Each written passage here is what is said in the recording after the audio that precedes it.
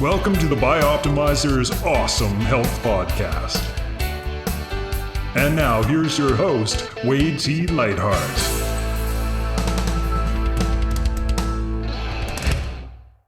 What is awesome health? It's actually an acronym that stands for air, water, exercise, sunshine, optimizers, mental beliefs and attitudes, and education. These are the pillars of peak health, and my team and I have created a free 12-week course that you can use to transform. Each day, you'll get a written and video lesson delivered to your inbox. Everything is covered from the foundations of digestion to advanced alternative therapies few people know about. And again, it's 100% free. Just go to bioptimizers.com. That's bioptimizers.com.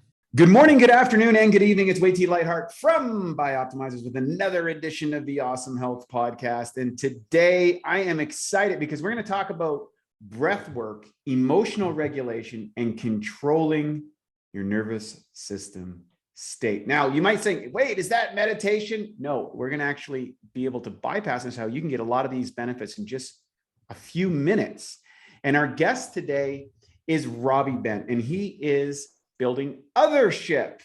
You've heard of the Millennium Falcon. You need to learn about Othership. This is the first ice bath and sauna classes in North America, focused on emotional wellness paired with a breath work mobile app.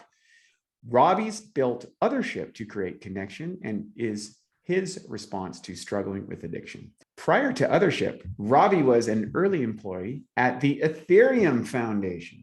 Robbie is a GP at Vine Ventures, a psychedelic medicine venture fund committed to giving 50% of the profits to research and charitable causes. Robbie, welcome to the show.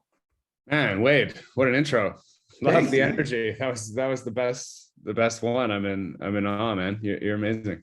Well, I appreciate that. And, there's so many cool things I want to dive into here, but let's get maybe your backstory, because there's several interesting things. You're into sauna, you're into breathwork, you're into Ethereum, and you're into psychedelics, and then you run your Othership thing. So that's a very broad spectrum of cool, innovative things in the modern world.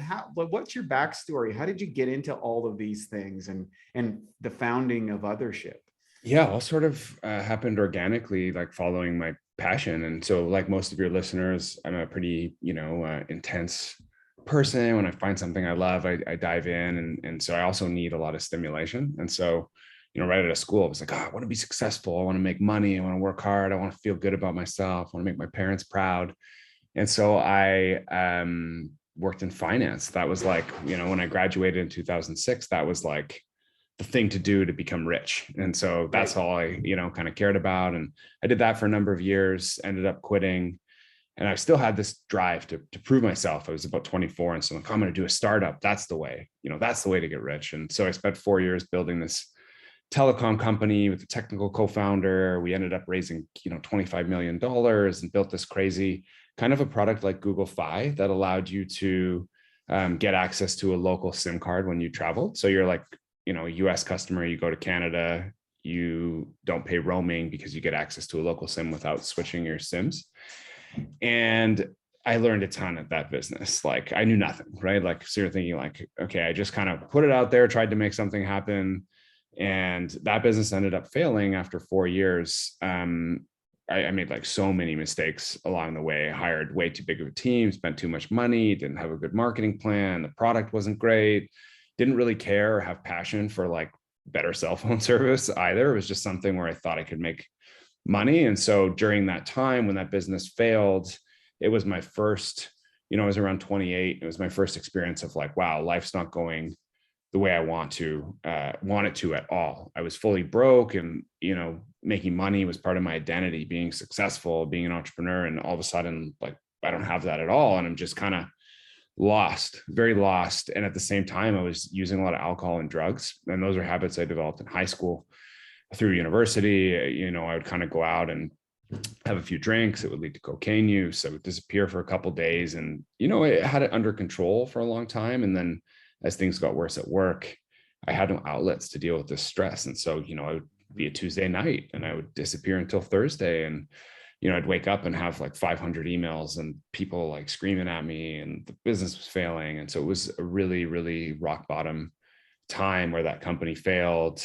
I had to move out of my apartment. I had to sell my car. I had like these 2 suitcases of clothes, had to move back in with my parents in this small town. And so it was really, a lot of my friends were now they're like 28, starting to become successful lawyers and bankers, and, their careers are going well. And I judged my entire life based on like, what is my career? And I had $0 in the bank and just felt like a total loser. And so I was at this bottom, like, I have no idea what my skills are. I don't know what I'm going to do. I don't know what I love. I've spent 8 years just going after these things that, didn't make me happy. And that's where the, impetus for change came. So I'll stop there for a moment if you want to dig into any of that, but then happy to chat more about how all these other weird things we mentioned kind of came together. Well, I think, thank you for sharing that, by the way. I think that's really important. So many people kind of have what did I say? A Disneyland perception of what it is to be an entrepreneur or to build a business, and the concordance. There's the Gordon Gekko imagery that people have out there, money and greed and this kind of thing. And of course, people forget that Gordon ends up in jail, or the Wolf on Wall Street and the wolf ended up in jail. And, all of these kind of romantic versions of those who chase that kind of cash at all things always ends up badly. But then if people survive those, they tend to find purpose and they tend to find their essence. And one of the beauties of a complete collapse or a wipeout in your life is it strips away the veneers, the projections, and you're dealing with what's left, like what's really important. How have I honestly assessed where I put my time, effort, and energy? And then from that point, there's a fulcrum point. Like, you can go back to that route and probably produce the same result, or you can make another choice and try something else. What was the journey out of that to kind of get insight about what you're about, since it's such a unique thing that you're following now? I think it's really cool. Like, what was that journey out? It's never linear like people think. What did that look like? Yes, there's many steps forward, few steps back. And, at first I was like, okay, first thing is like, I want to quit drugs and alcohol. And that was a struggle. I tried like Cocaine Anonymous. I tried to go on vacation and like be away from it for a while. I tried meditation. I ended up moving to Israel to just be in like a totally new environment where I wasn't around, I had no contacts. I wasn't around that kind of thing, still drinking, but I ended up moving there for work, to like look at companies with an investor, to sort of like buy a hardware company and run it with the skills I'd learned before. And so I moved there alone. I don't speak Hebrew. I'm not Jewish. It was like a pretty insane and lonely experience. But so I'm like, okay, I'm here. I'm going to start this new life. I got super into meditation through reading Tim Ferriss books. And I was like, if I master my morning, I'm going to be happy. So I had these like crazy morning routines. I was doing Headspace. And then I'd heard about these 10-day Vipassana meditation retreats. And so over the holidays, I ended up doing the meditation retreat for 10 days. And it's, 10 hours a day meditation, complete silence. It was the first time I really like got it, like felt like, oh, this is what meditation can do. And that's why it's a very hard habit to pick up. 98% of my friends who start, they quit. And it's like, is anything happening here? Because the feedback cycle is long and it's subtle. It's just such a powerful practice, but getting into it is tough. And so you almost, in that 10-day retreat, it's like 2 years of calm or headspace because it's 100 hours. And so for the first time in my life, I started to, with no external stimulation, starting to realize like, oh, am I lovable? Like, do I love myself? Were these decisions, why did I make them? Like vividly looking at them and like, what do I want for my life? And in your day-to-day, you're never thinking, you wake up and you have your task list of 10 things. By the time the 10 tasks are done, your day is over.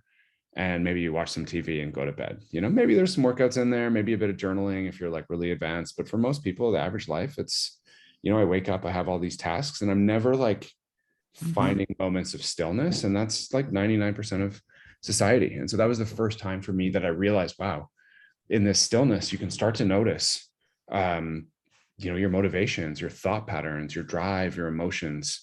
And it was really, really powerful in kind of thinking through what I wanted to do next. And then at that retreat, I learned about psychedelic medicines. People were like, oh, you got to come and like try LSD on this crazy, university campus in the morning. And so I drove up there alone in the dark, and we took LSD in the woods. And I had a pretty, not like life-changing, but an interesting experience where it was enough for me to say like, wow, this is something I want to learn more about.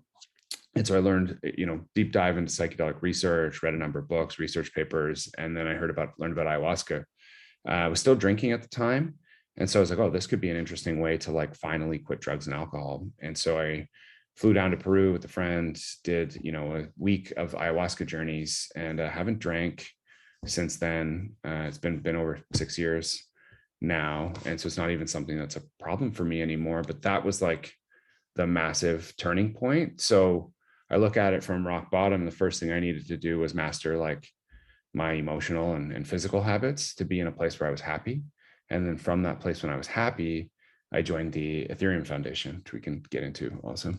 It's a beautiful story. Congratulations on that journey and having the courage to take it. It's not easy to overcome those things. And so many people in society are paralyzed by trying to serve some ideal that, success and then kind of fluctuating back and forth to offset the pressure of that, and then becoming a cog in the wheel. And to break out of that, it's discombobulating. And I, as an amazing, I've experimented with all of those things. My journey's not that unlike yours. I've gone through a lot of the similar signposts. So the signposts are all there, which is interesting.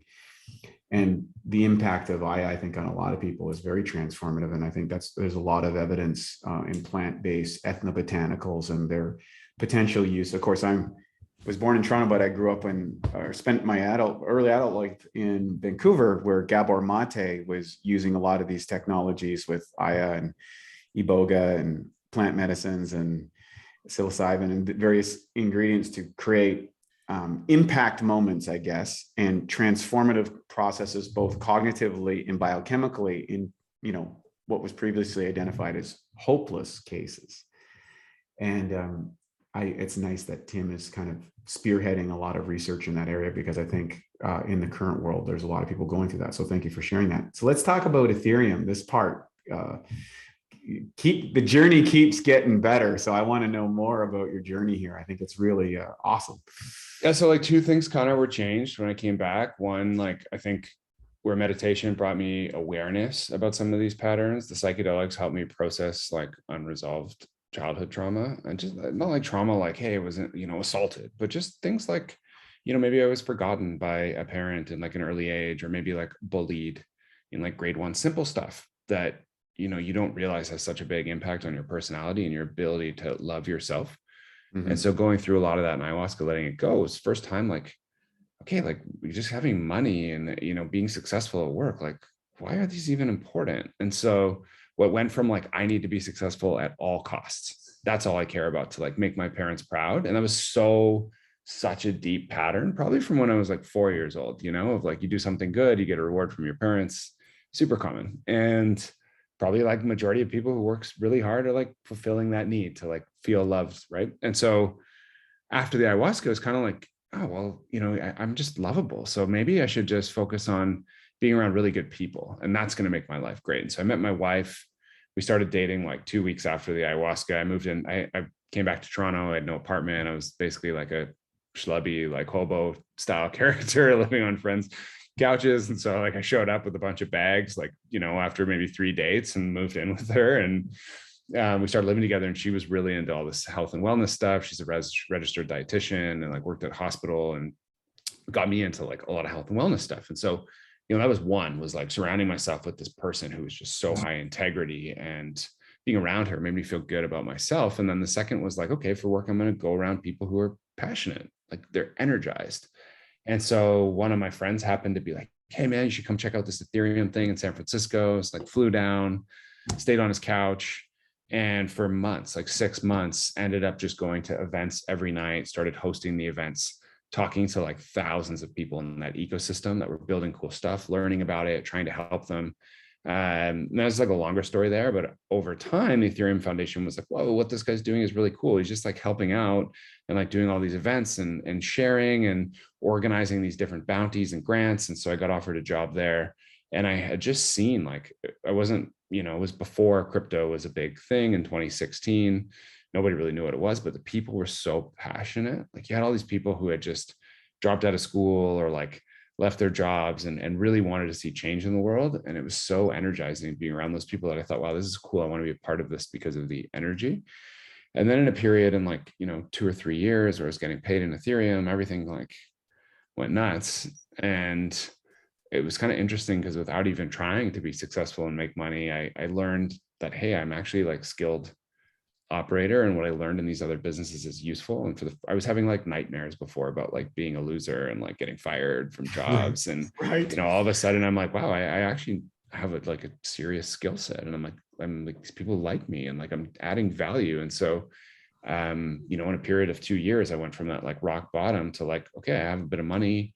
I'm like doing something I'm passionate about. I'm around all these super smart people from like mentors of mine from the tech world. So it's just so cool. And I'm so grateful to, you know, have done that. And it just taught me that you don't have to go by the book. You can just like reach out and make stuff happen. And like, and you can be good enough, even if you don't have the background of like that kind of pedigree. And so I kind of, you know, in a period of 4 years, got like really deep into crypto, made this awesome network and just had a blast. And so that was a really powerful turning point and just feeling good about myself between joining Ethereum and meeting my wife.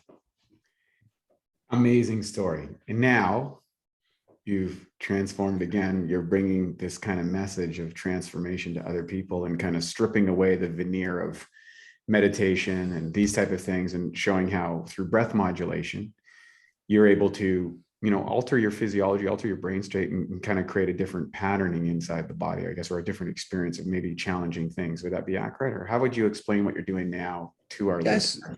I think I would explain it in a story. And so where Ethereum, I was like being around people who were really interested in tech that were good. I still like, I'm not an engineer, so I wasn't like building the product. And all the time on the side, you know, I was doing like Wim Hof, ice, breath work, all this stuff I learned about from my partner. And I didn't drink. So I was always like going to these bathhouses in San Francisco and Berlin and Toronto, all these places we lived for Ethereum. We'd always like get 100 people together and, you know, on a weekend during a conference and go to the bathhouse. And I did that because I didn't want to be around alcohol. And it turned out that was like an amazing social experience.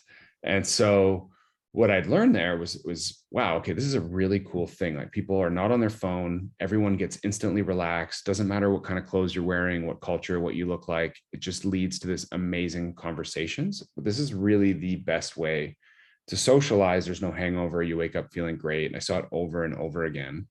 And then I was trying to teach people meditation and psychedelics because, you know, people are like, oh, well, you joined Ethereum, you're not addicted. You're like, your life's going so well. You have this wife. Like, how did you do it? And so I'm like, yeah, like, I just told the story I told you. And then literally like none of my friends could get into meditation. It was just too hard. You know, it just took too long. It like was like, oh, you know, it's not changing. And even to go and do a 10-day retreat, it's like crazy. Go, I'm going to turn my phone off and do this thing. Like, most people are like, no way.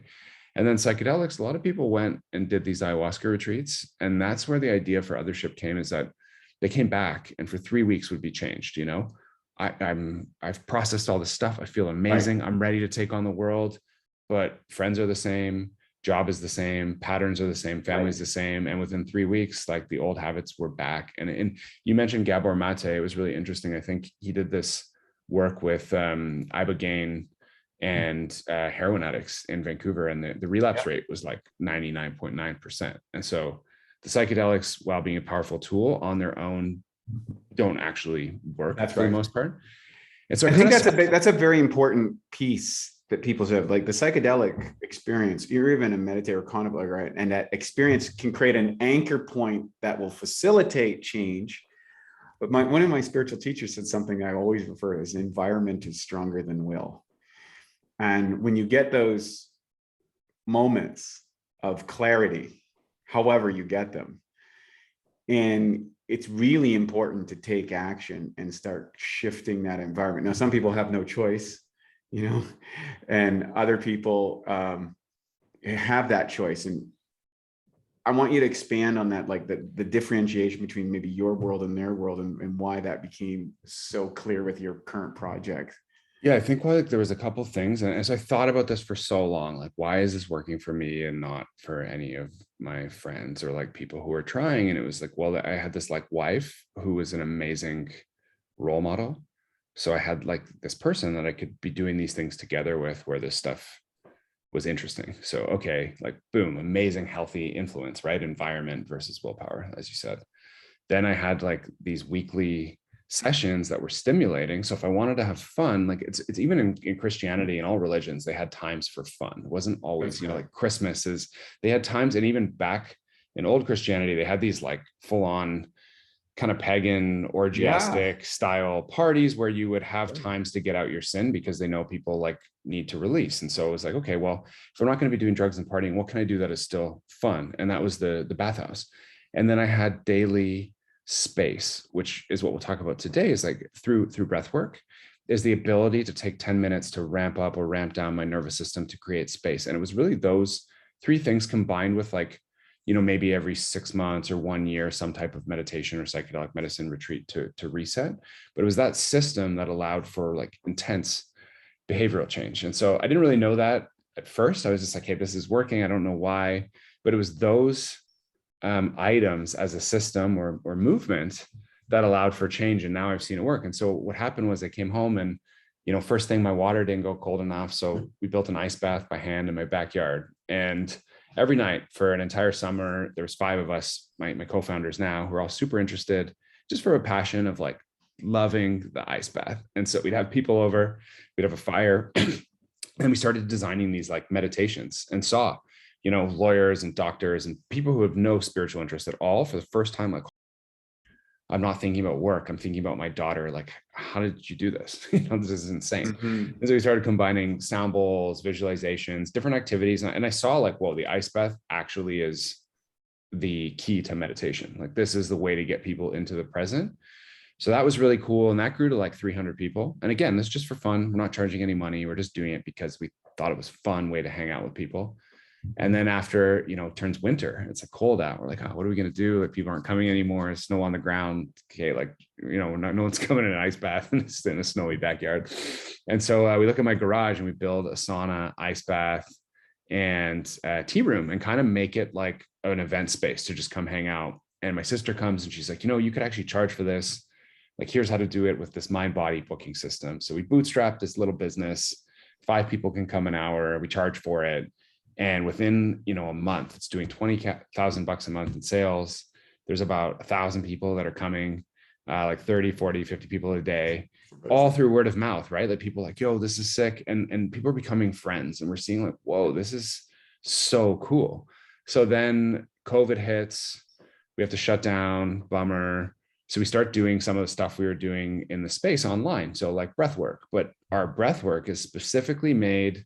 Initially, people were at home, they wanted to party on a Friday night. We're like, oh, let's make like a wicked, you know, DJ set. So one of my partners is a producer.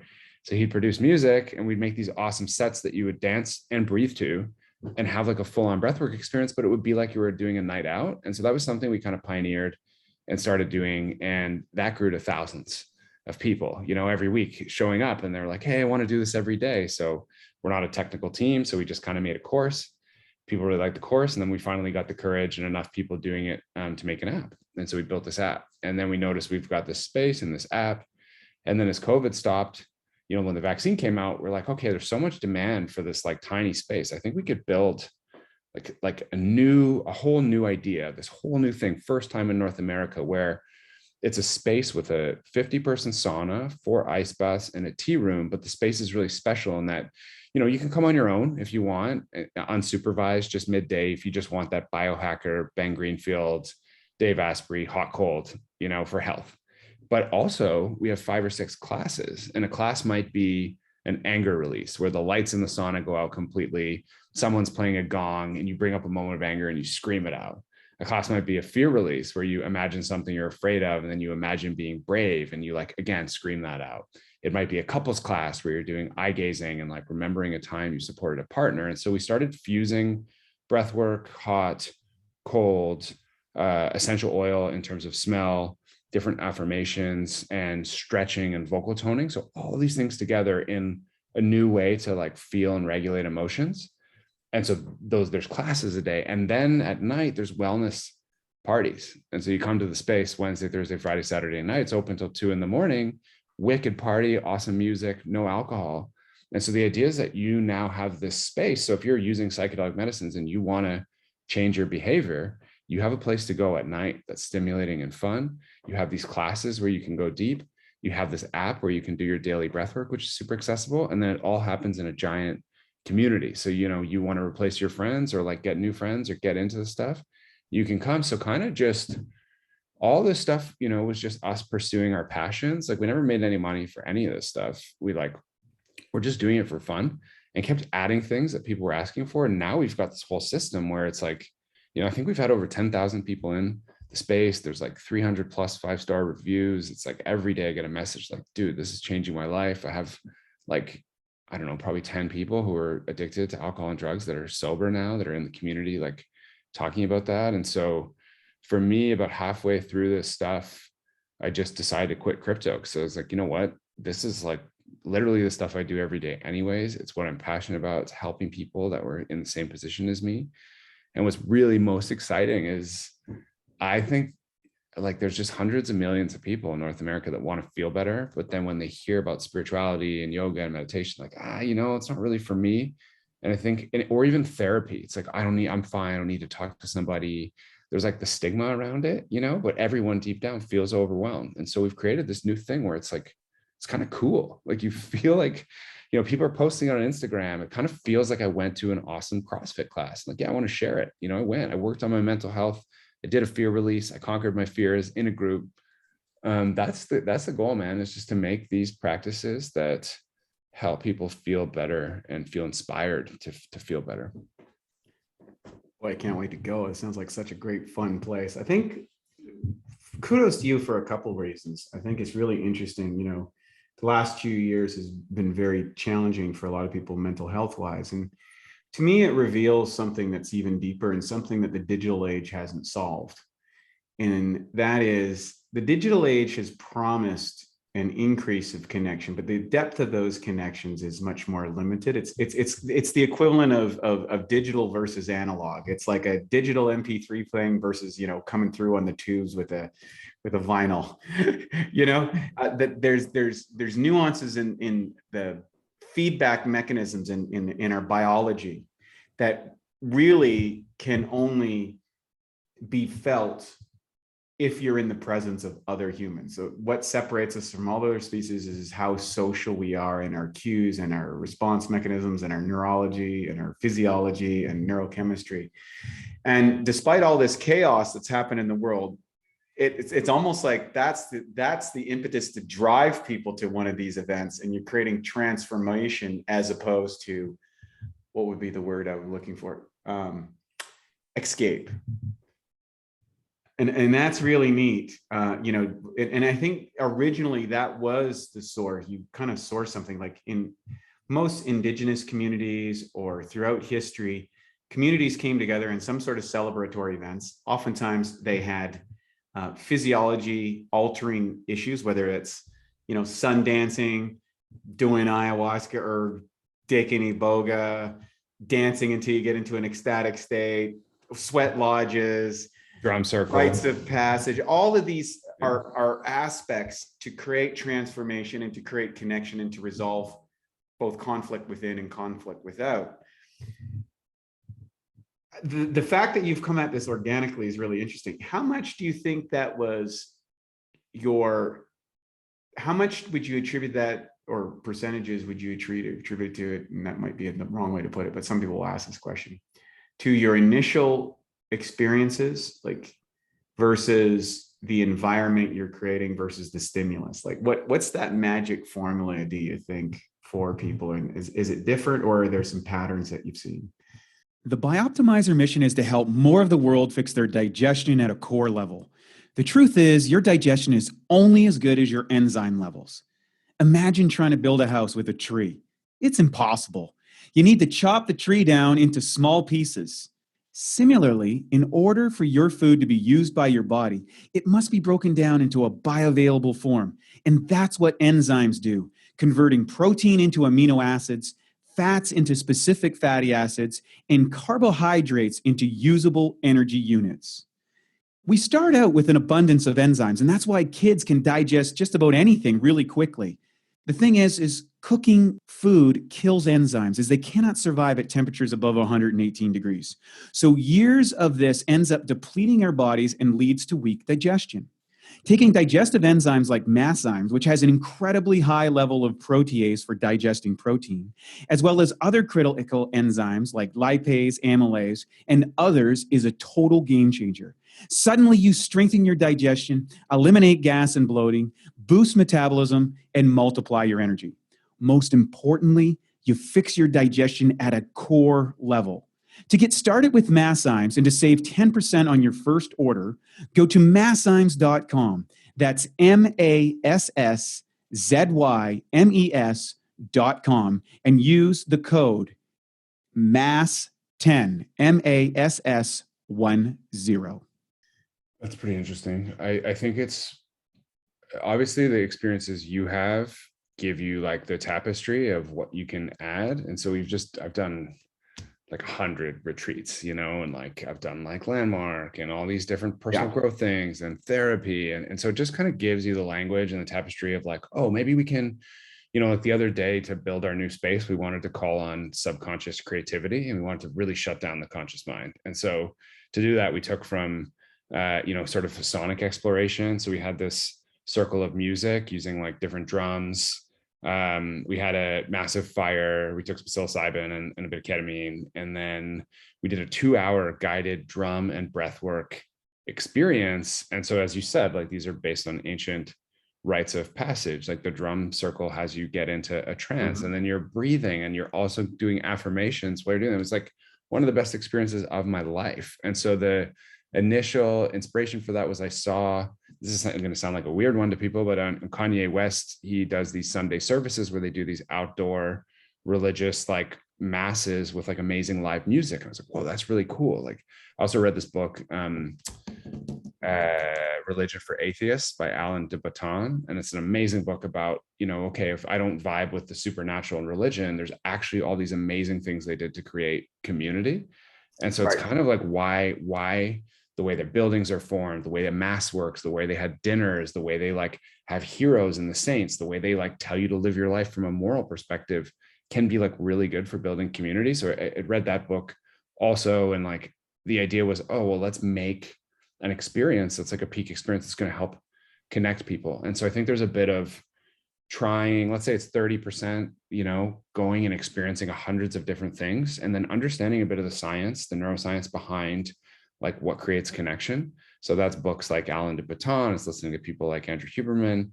There's a lot about like building communities and connection. And then it's from there, but that was never our goal, right? We didn't set out to do that at first. It's like experimentation. And so it was simple, like, hey, I want to have a bunch of friends over and do this ice bath because it's going to be a fun time and the conversation is going to be amazing. And then we just kept adding to it. So the majority was just kind of organically following your passion and then surrounding yourself with others who are also excited. And so if, 10 of us are around, we're like talking about like our cold plunge stack or like how long we stay in and, what are ways that we can combine it with, and what do we like to do in our sauna, and all these different, emotional cues that just make it feel so exciting because everyone's excited about it. And so if you're listening and you're like, the best thing you can do is find what you're really like excited about, what you're excited about as a child, and just lean into that and spend as much time, because you draw that energy draws in other people. Like nobody wants to be around someone like, this sucks. I hate my life. It's boring. It's kind of find what you like about things and try to spend as much time in it with other excited people. And then these magic things just sort of happen. Yeah, it's the infectious power of enthusiasm. And I think that's one of the things that why people resonate with children.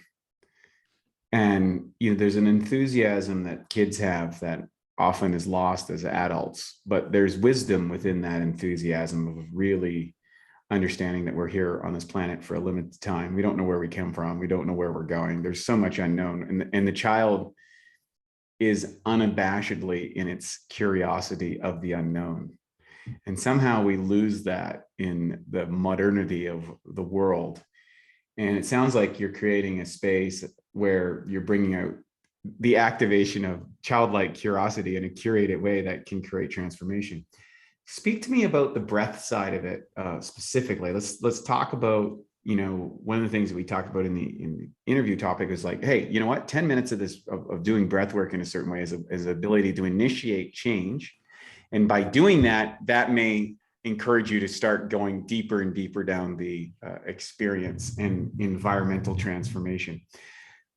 Tell me a little bit about what you're doing on that kind of promise, maybe some little bit stuff about your app and all these kind of things of how that all integrates. Yeah, so this also started organically. I, was into the cold plunges from the bathhouse. I heard about this guy Wim Hof, who's a legend, and did his training and his courses, and started doing the ice bath and cold shower every day. And I did his breath work every day for a year on YouTube. Just one breath work where he just guides, in, out, hold, like on, I think it was on Lewis Howe's podcast. I listened to that every day for a year. Every morning I would do this upregulating style of breath. This is so cool that you can like change your state in, I think it was about 20 minutes long. And so I read more and more. I read James Nestor's book, Breath, which is amazing. We can put in the show notes. The Oxygen Advantage by Patrick McKeown. Started to like, whoa, this is actually the fourth pillar of health. Like your breath is actually as important to you as sleep, diet, exercise, which nobody was really talking about. I was like, okay, that's really cool. So like, I'm going to learn more about this. So I read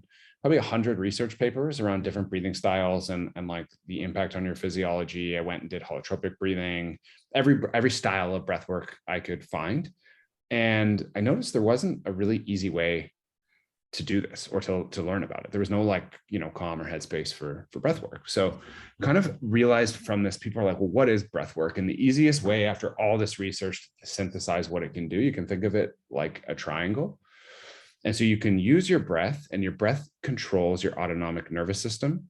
So it sends signals to the brain for circulation, hormonal response, emotional regulation, digestion, immune system response, inflammatory response. All of that is controlled autonomously through your breathing pace and rate. And so when you know that, it's like, okay, well, what can I do? I can go up. So think about pushing the gas pedal on my nervous system. We call that just like upregulated breathing. And so all styles of breath, for people who listen, you may have heard of like Wim Hof and Tumo and, nitric oxide breathing and Buteyko. There's just like 100 names. All of them do like one of these three things. And so one is up, and you can think of that like a cup of coffee in the morning. You're turning on your fight or flight nervous system. You're saying like, hey, I need to be aware. I could be in danger. And that's like rapid breathing. You're breathing out more CO2. You're slowing the absorption of oxygen in the body, slowing the oxygen to the brain. It creates this fight or flight anti-inflammatory state of like alertness. Then there's down. So you can think of down. And so before we go into down, why would you use up? Before a presentation to get pumped up, before a big game, in the afternoon when you're feeling a lull, if you're procrastinating and you want to study, if you're, instead of a morning coffee, as we said. So it's kind of like anytime you're thinking like, hey, I want energy, there's this opportunity to go up. Under 5 minutes, you can start to see effects, which is crazy. And which is why it's powerful versus meditations. Meditation's about awareness, which is very hard for people, like monitoring their thoughts.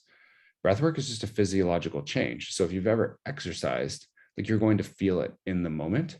Completely different responses and results for both, but breathwork is fantastic for creating physical and nervous system state change. So up is one. Second is down. Down is parasympathetic, rest and digest part of the nervous system, blood flow to the organs for digestion. This is the side of the nervous system where we find meaning, emotion. Like if we're eye gazing, laughing, eating dinner, having sex, parasympathetic, rest and digest. This is where we want to be.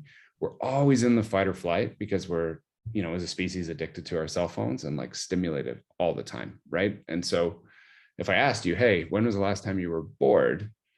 You probably can't remember because you show up for a dinner and it's like, oh, I'm going to pull up my phone. I'm waiting for someone. I'm in the elevator. I'm going to pull out my phone. I'm, using the bathroom. I'm going to pull out my phone. So that, 30 years ago, human beings for 4 hours, you would just sit there. There'd be nothing to do. There's no phones, even before that, no TVs. And so this idea of like non-stimulation parasympathetic becomes much harder to find in our society. Yeah. And so when might you want that, right? Like after work, I've been doing a 14-hour shift. I'm completely frazzled. I want to come back to the present so I can enjoy my time with my wife. 5 minutes of long, slow exhales, breath retentions, mini holds, breathing through the nose.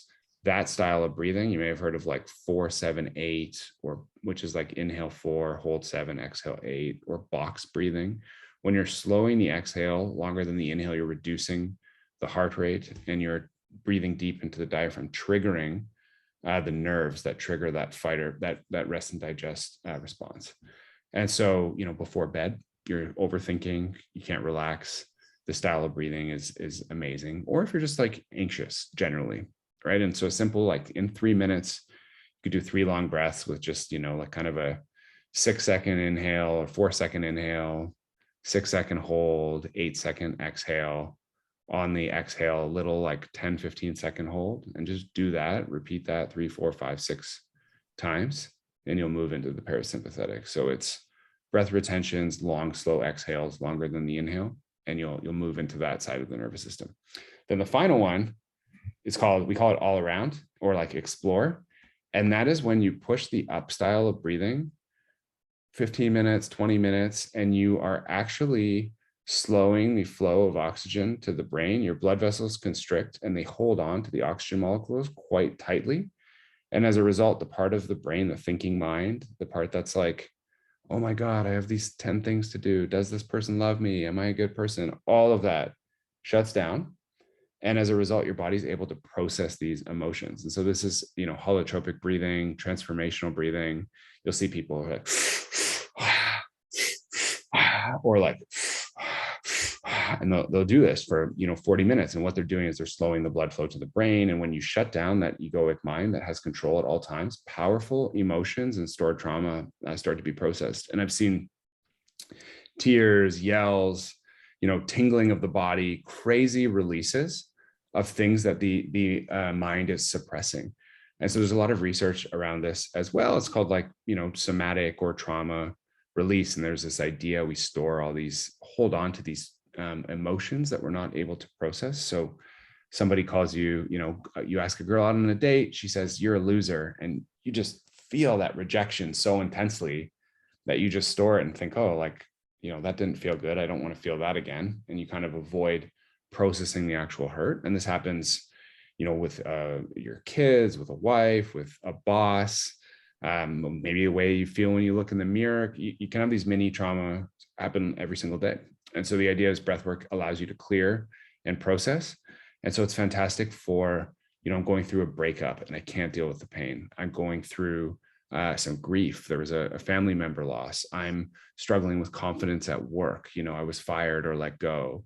I don't know how to talk to my son. I'm worried about him. And so when the mind is overactive, you can think of this as like just like the button I can press, right? Just anxiety to stop thinking about these things. Like during COVID, I was worried about my business failing and what am I going to do for money? And I would do this style of breath work, and immediately all that thinking stops. A lot of those emotions are discharged and processed, and then I feel a lot better. So it's kind of like an SOS. It also gives you the ability to explore beyond your mind. So people report seeing, losing a sense of self, sense of time, visuals. And so your entire identity and ego can be shaken up in a really beautiful way, which gives you a new perspective, a reduction of negative thoughts. So those are kind of the 3 ways you can use breath work, and all breath work techniques sort of have those responses on the nervous system. And how quickly can people start to learn these techniques in their own life and start seeing results by doing it, as opposed to the slow way of maybe trying to go through a meditative practice to maybe using this methodology? Yeah, yeah. Instantly, right? Because it's a physical change. So it's the same as if I said, hey, go and run 5 kilometers, you're going to run the 5 kilometers, you're going to feel it. You're exercising, strengthening the muscles, improving your vascular system. So breath work is the same thing. It's a physiological response, and it's different than meditation. Meditation is you're building up your awareness moment to moment, your awareness of the present, your emotional stability, all these amazing things that you start to see over time. Whereas breathwork is more similar to fitness. It's like a workout in a lot of ways, where you're just changing the state of your body and mind. So, as I said, it's not going to lead to enlightenment, per se in the same way meditation will, but it will allow you, like, you want to energy pick me up, it's there. You want to relax and like turn off the mind and move into the parasympathetic, it's there. You want to like go super deep and process emotions, it's there. And so I really just think of it as like a Swiss Army knife that allows me to change my state at will. And so, it's as simple as we have hundreds of free sessions on YouTube. We also have an app that makes it really accessible, and it's amazing music, so it's super fun. So sometimes we have people just put it on, and it's background breathing for cooking, and so you can breathe at the perfect pattern for 10 minutes while you're cooking or while you're walking to get into that parasympathetic state. So the goal is just, hey, here's this really easy and fun way to be able to change your state, master your state at will. I love it. It's so great and so valuable. So Othership, you're looking at opening other places. What's the whole what's happening that you've gone from the Ty Lopez of experience here in my garage, and now you're kind of a going concern? So so just we opened, and like the launch was so well received. Like there's people in at 6 a.m. There's people in at 1 a.m. They're coming for parties, they're coming for classes. They're like getting messages every single day. It's full. People are like, it's changing lives, and it just feels so good. So when that was happening, someone came to us and said, hey, you want to open a second one in Toronto? I have a space. So we signed that lease. We started construction. Second one in Toronto is opening in Yorkville area, for people who are familiar. Of Yorkville. Where in Yorkville? So it's right on Cumberland. It's like it used to be a Brooks Brothers office, and it now is across from F45, like right beside the Barry's boot camp there. So they're kind of making like a little fitness. Well, I go up to that area when I'm in Toronto. Every time I visit, my friend and I, we go up to that. So we'll gift you and your friends with journeys next time you're here. Absolutely. And the other. So that space will be open in January, February of next year. Design process of construction has started. That was the one where we went and did this like subconscious sonic exploration I mentioned, to like think about good ideas for design. And then as we looked, a lot of people, because we have this app, most of our app users are in New York and LA and Austin, and people are like, wow, it's so cool what you're doing. Like, you keep talking about this physical space, I want to go. And so we kind of looked around the US, and there's just nothing like this. Like, it doesn't exist. There's no such thing as a sauna ice bath class. And so we thought, let's bring this to the US, and like, let's make it bigger and help more people. And so we found, we just came on a 5-week tour across markets in the US. We found a space in Abbot Kinney in LA. We put an offer in. We found 2 spaces in New York, one in Flatiron and one in Williamsburg. And so we put offers in there. And so the idea is like kind of pretty quick to open in New York, LA, Toronto, and then expand from there. But the goal, I think, is to have one of these in every single city. So you have this community space for people that are biohackers and meditators and psychedelic users and want to work on their emotions and want to be sober. And then they have this app they can all use together. And then they have a community they can join where there's challenges and events. And, this kind of becomes a movement for you to, make real behavioral change at home. And for me, a lot of people start doing psychedelic medicine. It's like, I want to go to Costa Rica and I want to build a retreat center. They're like, cool. But like, the reality is, in the cities is where people need help. So I want to build this thing that's like part of your life that you use every day. And then your community's there too. And everybody's happy. And it's just like, everyone's doing the work together. So that's the vision. Absolutely love it. Where can people find you, follow you, get the app, all of that information? Because I'm super pumped. I can't wait for the place to open up here in Abbot Kinney. That's my vibe. I'm in.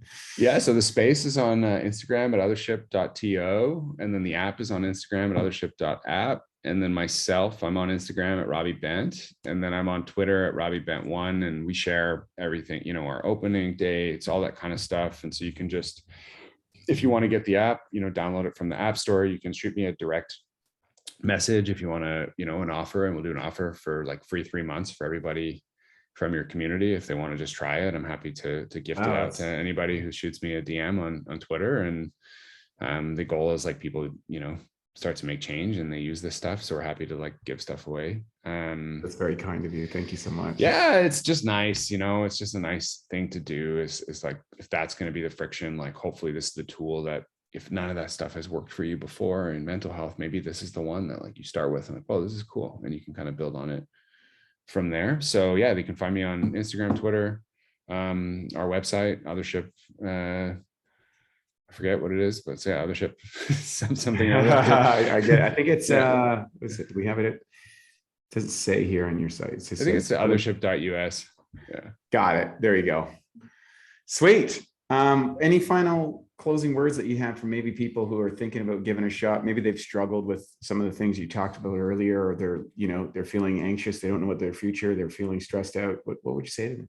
Yeah, I think it's never linear. And so just understanding there'll be steps forward, steps back. That's part of life. And even now, after all, 10 years of personal development work, there's still hard days, and that's okay. It's just committing that I have the practices and I want to make change. And so finding a community that's also interested in similar stuff. And in under 5 minutes, there's the ability to start by changing your state. And what I like about Othership and this particular app and breathwork practice is it's science-backed and it's all around emotion. So even if you have no belief in the supernatural or religion or God or spirits or any of that stuff, none of that matters. We're not asking any of that. We're just saying like, hey, here's a way you can master your nervous system, control your emotions, and do it in community.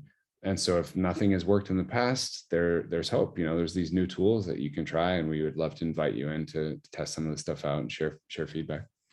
Robbie, you're doing great work in the world, and I'm excited for you and your mission as you kind of help transform people through community and breath work. It's beautiful. It's a beautiful thing. I wish you all the success in the world. Thank you for being on the podcast. And for all our listeners, thank you for joining us for another edition of the Awesome Health Podcast. I'm your host, Wei T. Lightheart. If you like it, hit the smash button, like button, share it with someone who maybe out there struggling. You never know. Maybe this will be their opportunity to make the transformation. We're in the world of transformation. We're in the business of transformation because that's what humanity is all about. Thank you for joining us this episode, and we'll see you on the next one. I'm Wade T signing out. Lots of love, and breathe, breathe, breathe. And now for a Bioptimizers fixed digestion tip. Turn cultured foods into superfoods. Raw fermented foods like sauerkraut and low sugar live yogurt can be good for you, but rarely have enough of the right probiotic strains for therapeutic benefit. So here's a way that you can turn them into superfoods. What I do is I get some raw sauerkraut or a healthy yogurt. Ideally, it's grass-fed or coconut-based, and you can empty 3 caps of P3OM into a container and mix it up thoroughly.